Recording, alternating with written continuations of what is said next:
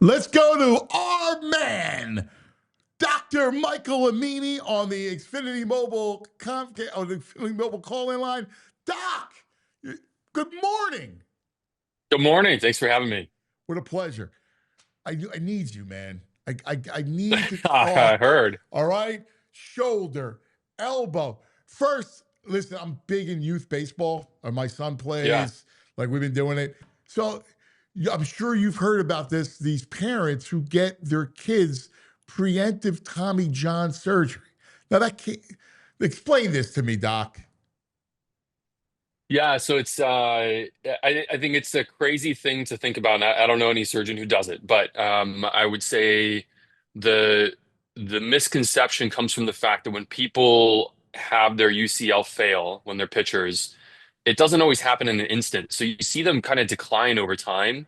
And then when they come back, they're better than they were before they went out. But that's because they're better than when they were bad, right? They're not better than when they were good. So there's this misconception that like somehow the surgery makes you better. Yeah, it makes you better than when you were bad. That's for sure. But it doesn't make you better than when you were good. So no, we're not treating the normal kids and trying to make them stronger.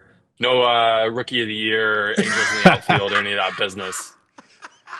That's awesome reference. That's a great reference, Mike. Yeah, it was funny. I was talking to one of the coaches about this stuff because he had a parent that was doing it. I'm like, that's got to be a fallacy that it would, Yeah. because listen, when you're a pitcher and you go south, right, because it's fraying, then okay, well then when you get it fixed, you're strong and you're ready to go again. Yep. So obviously you're going to throw harder than when you got injured. Yeah. Just Totally. I don't need to You're be a better than brilliant when you were doctor like bad. you to figure that out.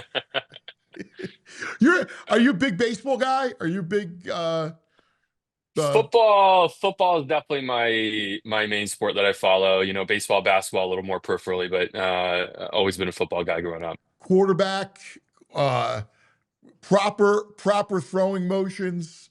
How do you make sure that that shoulder is in the right spot? Get now my kid is a quarterback and a pitcher, right? Yeah. So I want to make Oh, sure that he's preparing himself and he's healthy because I try to limit his throwing time, especially since he's yeah. 12 years old.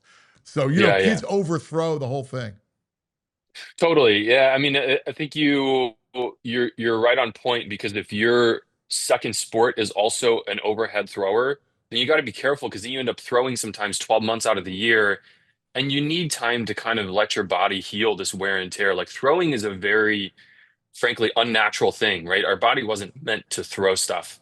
And so it's a huge amount of stress. I mean, you've seen pictures of like pitchers in their late windup and their arms are like pointed back at the wall behind me. It's wild, right? So the force on your shoulder and elbow is pretty extreme. So you need time to let your body actually heal over the course of a year. Mechanics are super important. Bad mechanics worsen everything. But a few months off of actual overhead throwing is necessary every year. All right, let's talk Drake May. All right. Drake May. And let's talk about the AC joint injury and what that really entails. Yeah, it's funny how this kind of all unfolded because it went from like everything's fine to oh, he's out of practice to now seemingly everything's fine again. I mean, if you watch his injury, like you could almost predict. Actually, this guy named David Chow essentially predicted he injured Yes, his shoulder on that, and then a couple days later, then I they came out and follow said, him too. Yeah. "Yeah, yeah, he's smart guy." So if you watch how he goes down, he went down like right on the side of his shoulder with somebody else on top of him. So you end up basically compressing your shoulder like that, and that's how you sprain or even separate your AC joint. Sounds like his was on the milder end, which is good.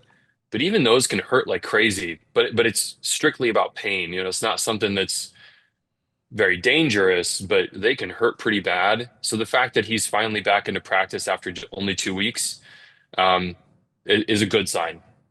So how would that show up in a game? I think it's going to show up in, I guess I would say, I can't say I know anything about his care, right? I'm on the outside. I'm just Of a course, fan we and a we knowledgeable fan. yes, I But meant to give the disclaimer. You are not yeah, treating Drake May, But Yeah. every week when we talk to the incredible doctors at Rothman, they give us insight into this because it's such Yeah. an interesting part of sports. Are we talking like, would you see it come up in velocity? Would you see it in fatigue? Like, I don't know. Like, how would it manifest? I don't think it'll show up much in fatigue. It's going to show up in somebody who injures their AC joint. It's going to be one of two things. It's going to hurt when he throws, so it's going to, change his delivery if it's really painful. If the pain's gone, he's going to be good to go. Like it's strictly a matter of pain. Um, the other thing is that, some people are still a little like hesitant when they've had something happen, right? There's that like stigma of like, I'm only 2 weeks out from this thing, and now I'm playing in the most important game of my career. I mean, the kid's young, crazy young. Right. So this is his first time on the big stage, in very early part of his career. So I almost wonder more about that than maybe about the mechanics of him. If he's practicing, they're saying he's good to go. This sounds like his pain is better. But I wonder how that will carry the psychological part of it. Yeah, that's a great point. That's a great. What kind of treatment do you go through with that? Like, especially like leading up to a game of this magnitude. Yeah, working with trainers and physical therapists, trying to work through the pain, icing it down, keeping the inflammation down. But it all comes back to basically keeping your motion and function optimized while trying to get the pain down, right? So you don't have a lot of time to go let this thing rest for a few months. He's got to be ready in the course of 14 days from his last game. So timeline's pretty quick and obviously extremely important in his career and for everybody. So you're a football guy. What's your plans on Yeah. Sunday? Plans on Sunday. Unfortunately, I got a little bit of work this weekend, so plans on Sunday will be just at the home with the family, watching the game, throwing some, wings in the oven or something like that. But nothing too fancy this go around. How Do you about you? What's like your plan? do you like the Super Bowl party? Are you do you Oh, enjoy I'm that? all about it. Yeah. Bring every dip you got. We'd be ready for it. What are you doing that's for the game? that's fantastic. Probably get together with some friends and the family. I got the boys. I have two sons who play football, so we'll do that and Yeah. have some fun and eat and watch the game. It's the great American holiday, but it's not last year, No, for Doc. sure. It's not last I year. I know. I know. Oh. Well, it's sad ending for the Birds this year, but they got time. They'll come back. Dr. Amini, you are fantastic. God bless you, man. Every time we do this, every other week, I love visiting with you guys. Your bedside manner is amazing, and you just do God's work, getting us back to doing what we love to do. Thank you, Doc. We appreciate it. Enjoy the game, Hey, buddy. thanks for having me. It's been a pleasure, and we got to figure out how to join him on his trip to Turkey. By the way, how do we get in on that? All right? Are you kidding me? I mean, does it That sound was amazing? awesome.